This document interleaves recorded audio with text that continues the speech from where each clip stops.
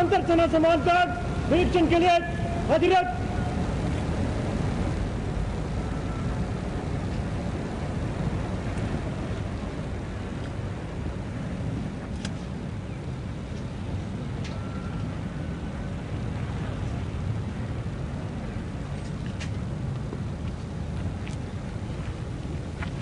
और अब अंतर सेना कारत का निरीक्षण माननीय राष्ट्रपति जी द्वारा।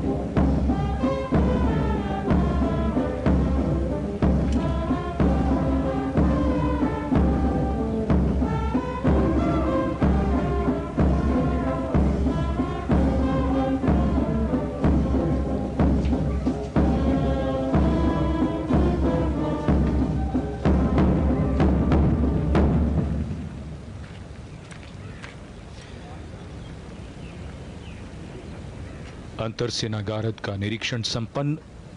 राष्ट्रपति तीनों सेनाओं के सर्वोच्च कमांडर होते हैं। माननीय राष्ट्रपति द्वारा ये निरीक्षण हुआ और अब अभिवादन स्वीकार करते हुए यहां उपस्थित गण्यमान्य व्यक्ति। As the Supreme Commander of the Armed Forces, the President of India, Srimati Draupadi Murmu, inspects a first Guard of Honor